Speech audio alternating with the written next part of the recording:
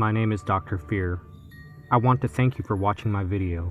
If you enjoy listening to scary stories and watching scary video compilations, please hit that subscribe button so that you can be notified when I release new content. If you enjoy this video, I ask that you please hit that like button and leave a comment, as it does help my channel enormously. Now, without further ado, kick back, dim the lights, and enjoy the story.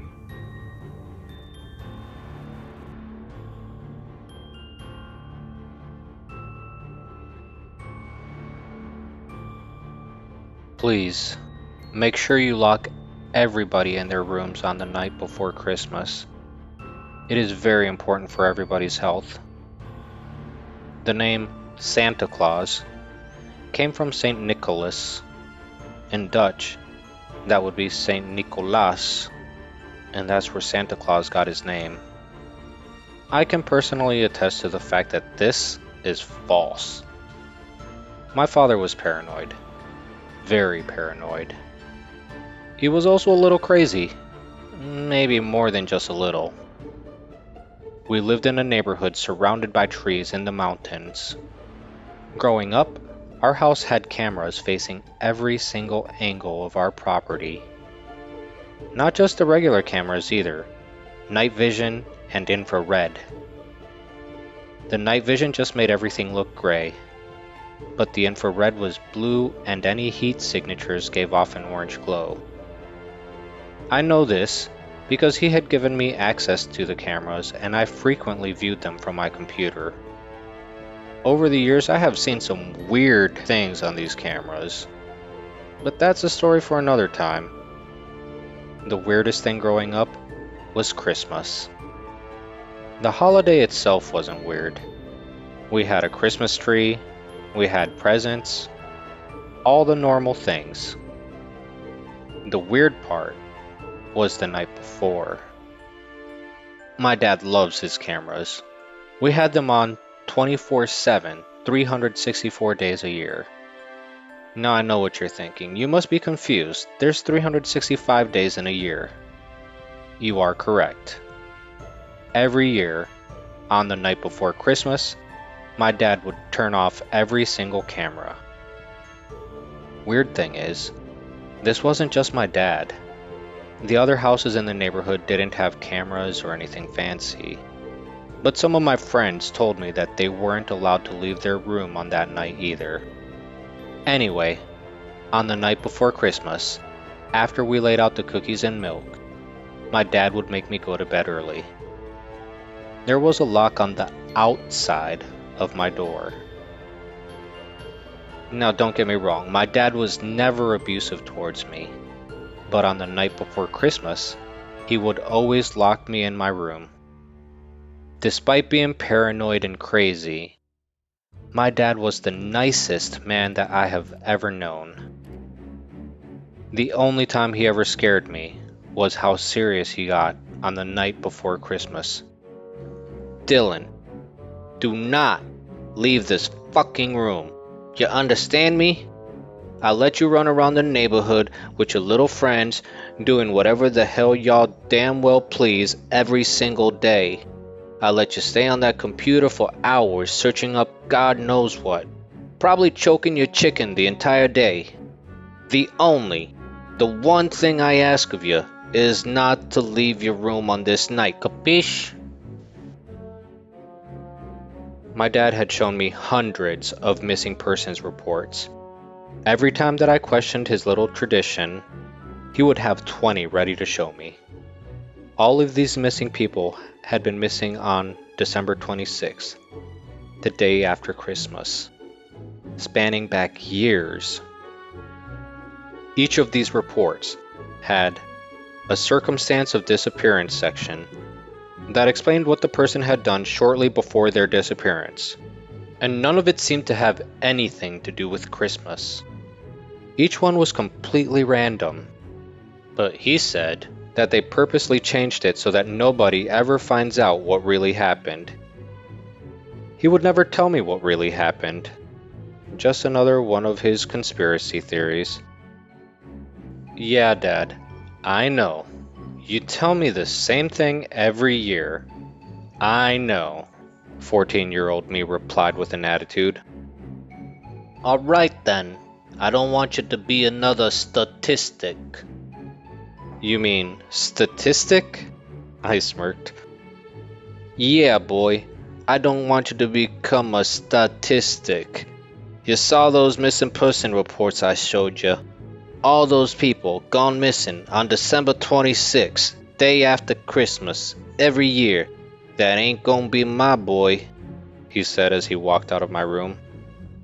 He was so paranoid. Did he think Santa was going to kidnap me? Santa isn't even real.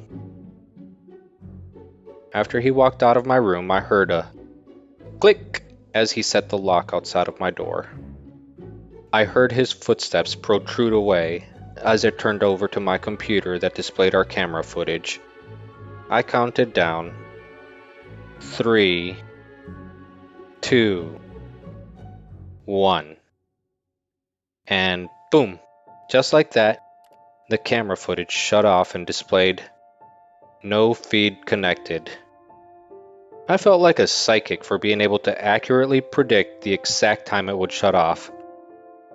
Good night, boy, my dad shouted from across the hall in his room. Good night, I shouted back. I hated this tradition. I loved going downstairs to eat junk food in the middle of the night, and I loved checking the cameras to get a glance at the weird things I saw in the woods from time to time. But on this night, every year, I couldn't go downstairs to eat junk food, and I couldn't bring it upstairs either. No food was allowed in my room. And all of that was just because of my dad's paranoia. Every year, to this day, I've just listened to my dad. After he shut off the camera footage and locked me in my room, I would usually just accept it and go to sleep. For some reason, I just couldn't sleep, so despite my dad's wishes, I stayed up playing computer games. Around 2 a.m., I heard something on our roof. There were a lot of animals and other things in the woods, so this was a pretty common occurrence. But the sound I heard this time just sounded different. It sounded like something had landed. Uh-oh, Killer Santa must be here, I joked to myself as I continued playing my game. Shortly after the thud on the rooftop, I started hearing heavy footsteps followed by our floorboards creaking downstairs. Goosebumps formed on my body and my breathing got a bit more frantic as I worked up a sweat. What the fuck is that? I thought to myself. Then, I got a thought that would turn out to be the worst decision I ever made in my life. I got onto the application that controls the cameras. I looked over the button that would reactivate the cameras and hovered my cursor over it. What if it's an intruder? I convinced myself. I took a deep breath that was followed by a loud gulp and I clicked Activate. The night vision cameras switched on. There was almost 50 boxes on my screen, each one blinking on separately. After a few seconds they were all on. I had my eyes peeled, looking at each box and seeing nothing out of the ordinary. That's until I saw the living room camera. Standing in front of our dining room table, next to the Christmas tree, was a big, overweight man in a Santa suit. He had a long beard and glasses. It was the textbook definition of what Santa looked like. My eyes were wide and filled with astonishment, as an equal mix of excitement and fear filled my brain. It was exciting, but it was also weird. And what was even more weird is that I couldn't go downstairs. What would Santa do to me if I did? As I was staring at the screen, staring at Santa eating cookies, I noticed that his hand froze in front of his mouth. I saw him slowly lower the cookie back to the plate. He turned around and looked directly into the camera. He slowly brought up his hand in front of him and wagged his finger from side to side. He knew that I was watching him. When he did this, I slammed my hands onto the desk to boost myself up so I could dive into my bed and pretend to be asleep. I accidentally made contact with the keyboard, causing the camera to switch from night vision to infrared.